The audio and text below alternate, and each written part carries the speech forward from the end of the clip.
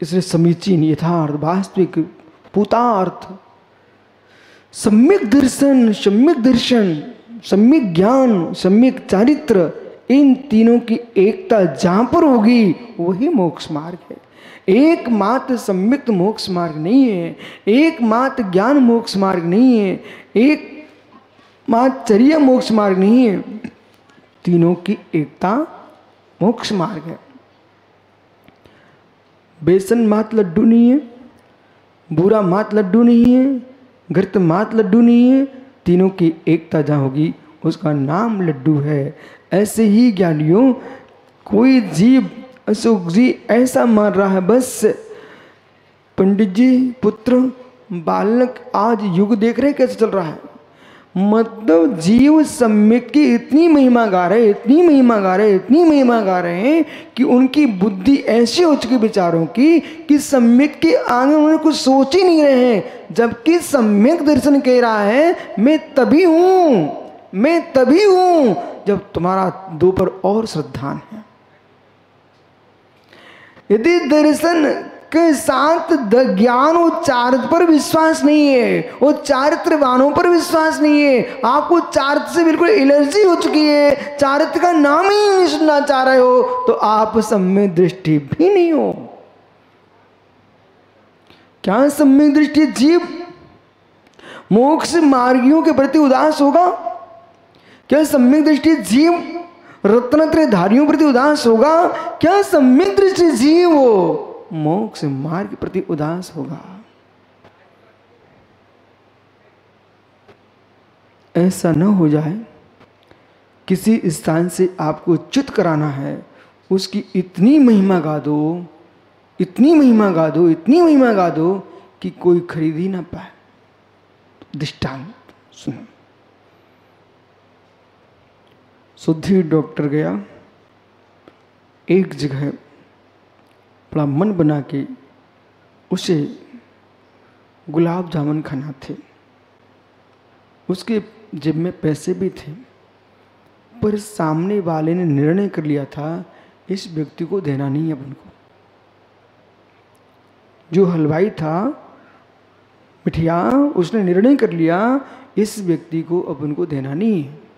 और ऐसा होता है, बोले देना नहीं है, मना करोगे? बोले मना नहीं कर सकते, आप मना नहीं कर सकते। तो क्या किया जाए? बोले मेरे पास बुद्धि है। व्यापारी क्या बोलते? मेरे पास बुद्धि है।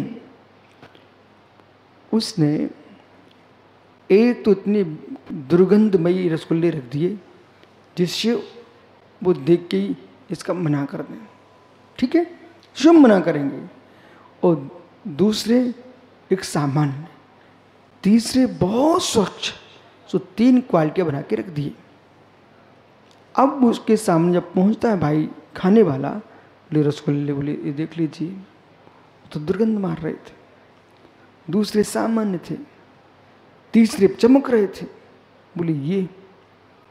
तो वो कहता मालूम बाबूजी, इसको खाने के लिए सोचना पड़ेगा आपको, आप ले सकते हो। बोले क्या है? पहले मेरी दुकान का नाम पढ़ के आओ। फिर इसकी कीमत जो ना, एक रसगुल्ले की कीमत 1000 रुपये है। एक रसगुल्ले की कीमत 1000 रुपये? बोले हाँ। यदि आप चाहिए तो बोलिए। धीरे से डॉक्टर सुधीर सोचता है कोई दुनिया सुनेगी तो सोचेगी कि ये नहीं खा पाए, धीरे से खिसक चलो। मालूम, अब इन जैसे जितने लोग थे सुधीर जैसे, तो उन सब ने इनसे पूछा भाई रसगुल्ले? बोले समझ भाई, वहाँ की रसगुल्ले नहीं खा सकता तू। बोले क्यों? 1000 का एक रसगुल्ला है। बोले 1000 का एक रसगुल्ला? बोले नहीं खा सकते आप। तो जितने उनके साथ थे, और सुनते जाना, जितने साथ थे सब वहाँ से खिसक गए। बाप रे, हो क्या रहा है? सुनो महात्मा, ये तुम्हारे साथ कितना बड़ा छल चल रहा है। बोले कितनी कीमत बोली? एक रसगुल्ले की 1000 रुपये कीमत बोली। बेचारे सबके सब वापस आ गए। मालूम क्या हुआ? आपसे मना नहीं किया गया कि तुम्हें नहीं देंगे। किया गया क्या? नहीं, आपको मना नहीं किया गया आपको नहीं देंगे। आपको इतनी लंबी कीमत बता दी गई है कि आपकी जेब में टटोल के तुम सही सीधे से निकल गए। ऐसे मित्र विषय ये है कि आपसे ये नहीं कहा जा रहा है, ये नहीं कहा है तुम महाराज मत बनो, ये नहीं कहा तुम साधु मत बनो। तुमको उसकी इतनी बड़ी कीमत दिखा दी गई है कि तुम ये समझ जाओ कि पंचम काल में हो नहीं सकते,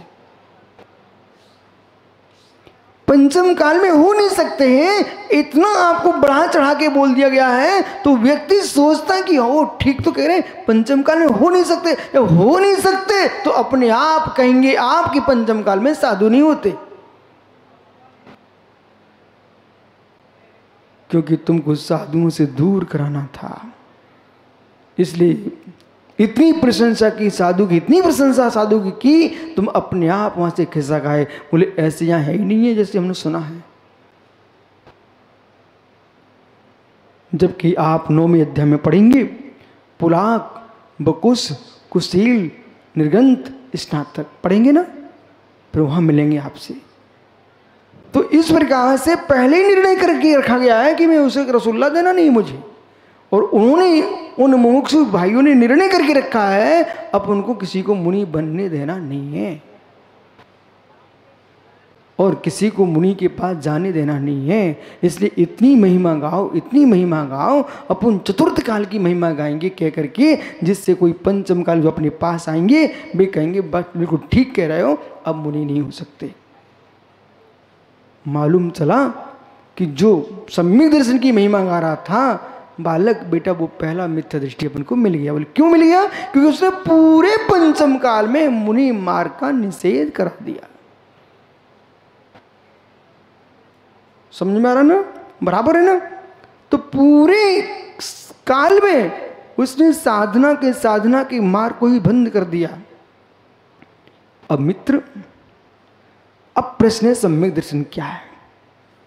प्रश्न है सम्यक दर्शन क्या है? जिसकी तुम महिमा गा रहे हो कि सम्यक दृष्टि होना चाहिए, तो सम्यक दृष्टि होना चाहिए, तो सम्यक की महिमा जो गाई जा रही है वो सम्यक है कौन सी वस्तु? तत्वार श्रद्धानम सम्यक दर्शनम, तत्वार श्रद्धानम सम्यक दर्शनम। बराबर।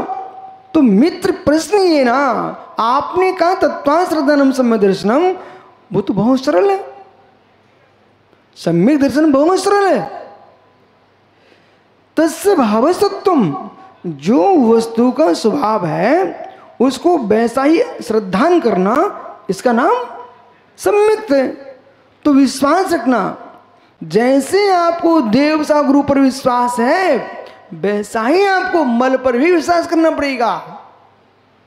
बोली मतलब देव सा गुरु का जो स्वरूप है उनके स्वरूप को समझ करके ज्यों का त्यों श्रद्धान करना, ऐसे ही मल है, मल का जो स्वरूप है उसका वैसा श्रद्धान करना। बराबर। क्षुद्रवी का जो स्वरूप है उसको आपको वैसा ही स्वीकार करना पड़ेगा। अब जो देव का स्वरूप है उसमें देव का श्रद्धान करो, सास का स्वरूप है सास का श्रद्धान करो, गुरु का स्वरूप है गुरु का श्रद्धान करो।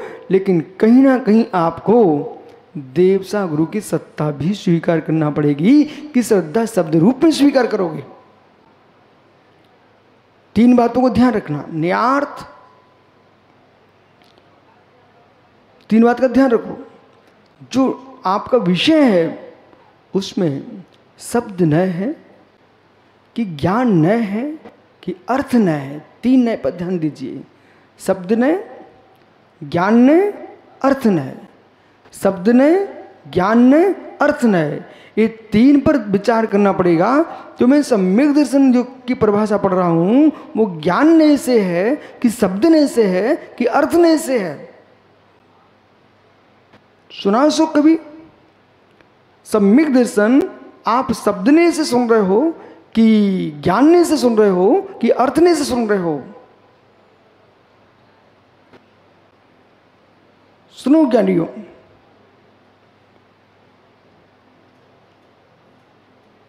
सम्यक दर्शन, तत्वा श्रद्धान सम्यक है।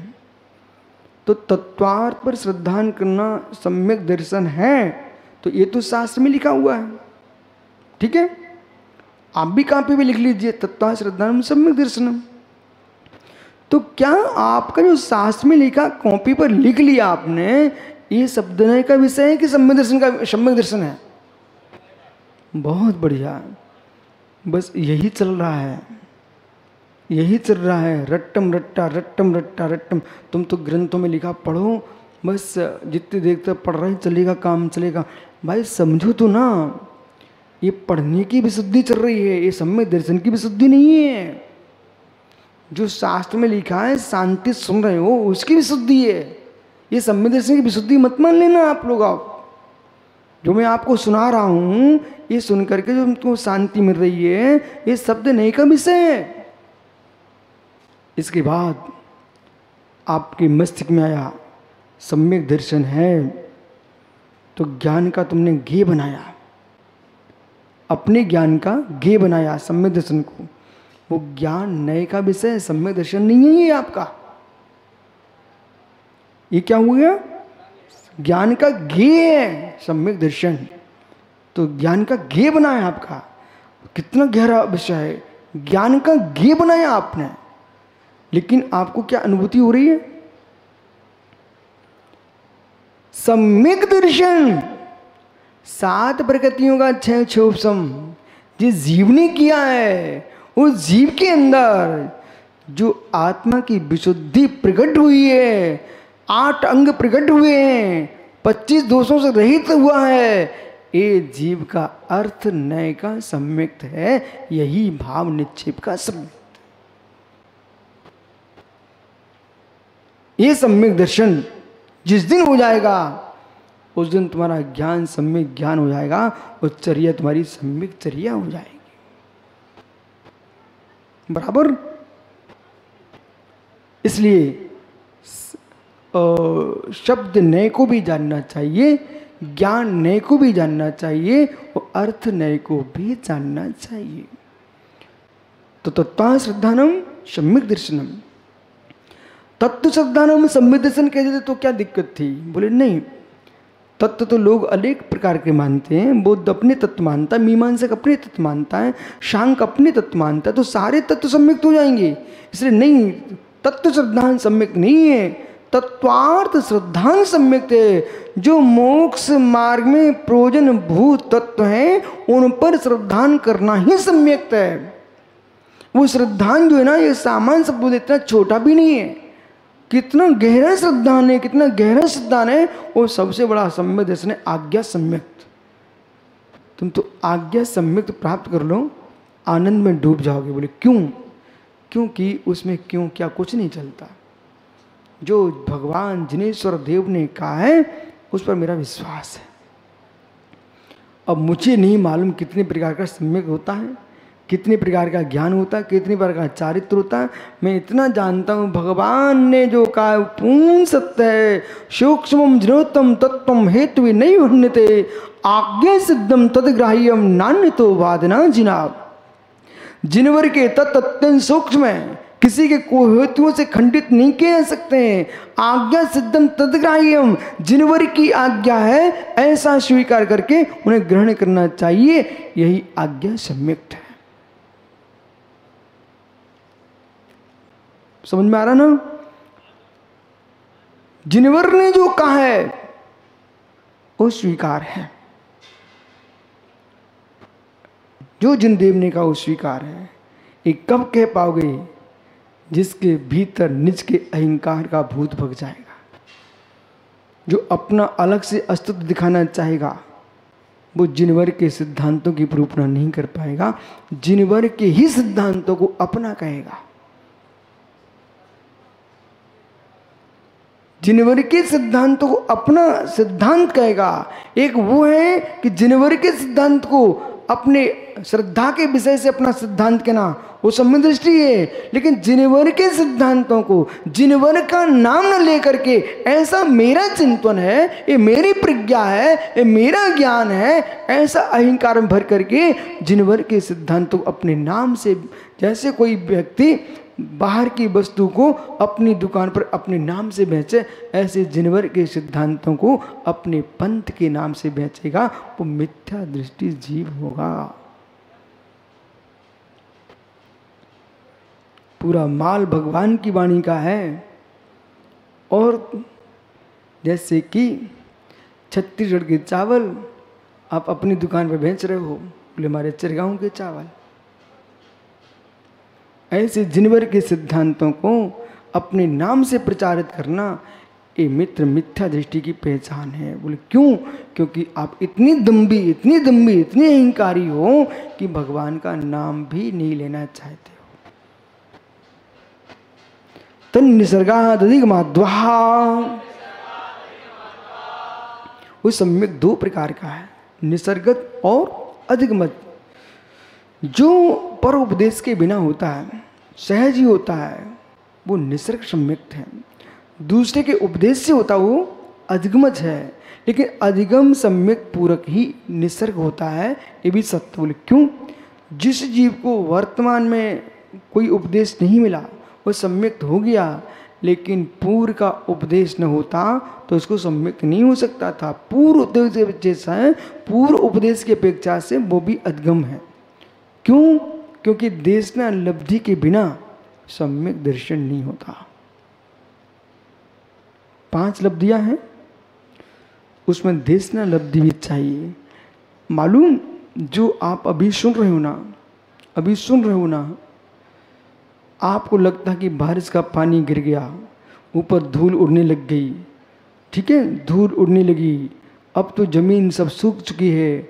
विश्वास मानिए, ऊपर की सतह की धूल उड़ रही है, नीचे आर्द्रता बरसों तक रहती है, नीचे आर्द्रता रहती है, वो नीचे की आर्द्रता से भी फसल उगती है।